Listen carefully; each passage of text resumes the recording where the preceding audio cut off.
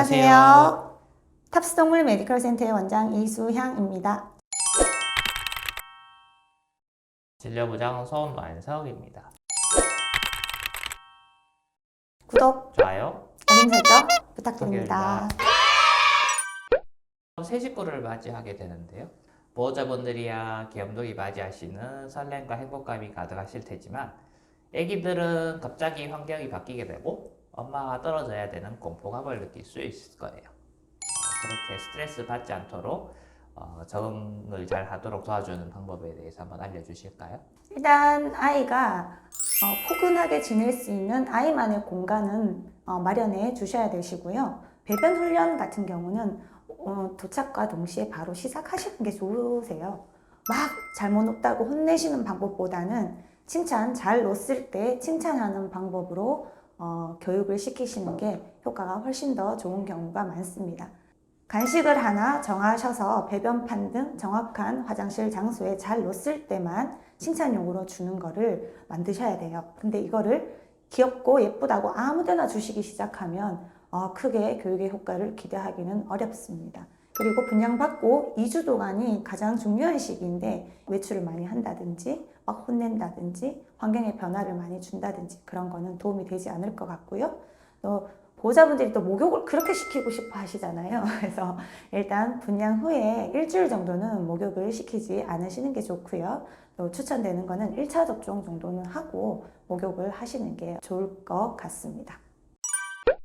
밥량은 얼마나 줘야 할지 또 고민이 되실 거예요. 근데 아이들의 종류나 크기나 칼로리 소모량이 다 다르기 때문에 밥량 정하는 게 참 처음부터 쉽지는 않을 것 같습니다. 우리 아이가 얼마만큼의 사료를 먹어야 된다라고 양을 아마 정해 주셨지 싶거든요. 일단은 그 기준으로 아이에게 밥을 줘 보시고요. 아이가 필요한 양만큼 맞는지 확인을 하시는 방법은 몸 상태를 한번 체크를 해 보시는데요. 이렇게 만졌을 때 정상적인 아이라면은 뼈가 만지키면 안 되겠죠. 말랐다는 건데 보통은 우리 샤백처럼 털이 이렇게 무성하게 있어서 살쪘다고 오해하시는 경우가 너무 많아요. 그래서 털 안쪽으로 이렇게 만져봤을 때 일단 뼈가 만지키지 않아야 되고요. 여기가 갈비뼈가 있는 부위일 겁니다. 위에서 봤을 때 배 쪽 선까지 일직선으로 보여야 정상적인 몸 상태라고 인지를 하실 수 있을 것 같습니다. 그 상태를 체크하시면서 양을 조금씩 늘리거나 조금씩 줄이거나를 하셔야 되고요. 처음에 아이의 양을 정해 주실 때는 500에서 800g짜리의 작은 아이 기준으로 양이 정해져 있을 건데요.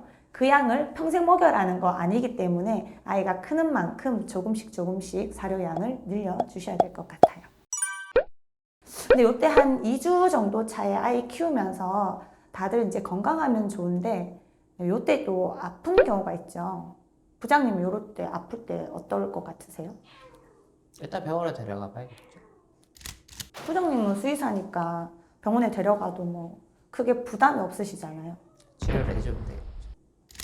보험도 안 되고 비용 많이 들고 이러면은 금방 이제 분양 받아가지고 사실 크게 큰 정이 들지 않았는데 또 돈이 들어간다. 그러면은 사실 고민이 조금 되실 수 있잖아요. 그렇죠. 조금 난감한 경우에 봉착하게 되시는 보호자분들이 계시죠. 일단은 분양하고 15일 이내에 아이가 아프다고 하면 판매자가 치료를 해서 다시 이제 인도를 하는 방법이 있을 수 있고요.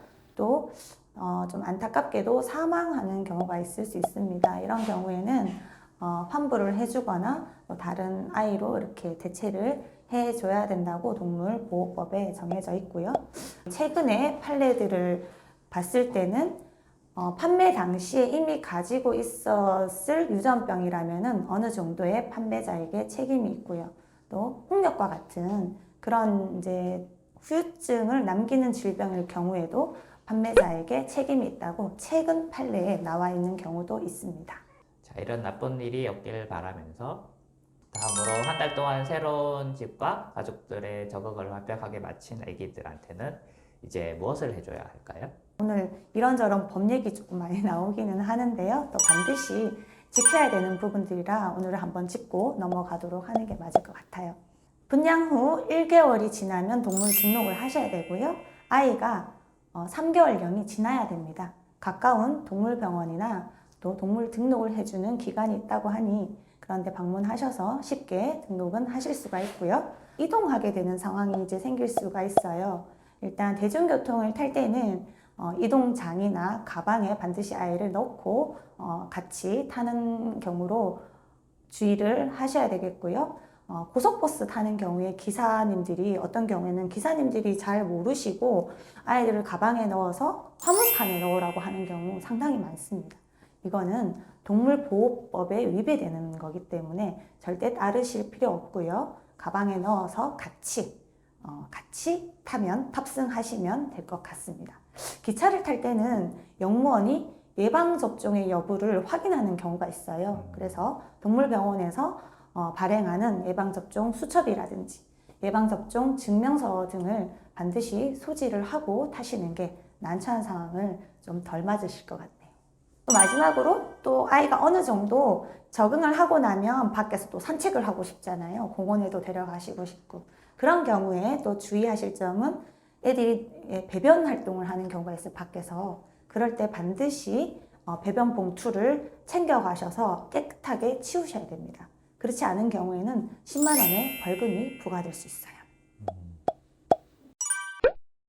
오늘은 아이 분양을 받아서 새로운 환경에 적응하기 그리고 알아두셔야 할 동물보호법에 대해서 간략히 알아보았습니다.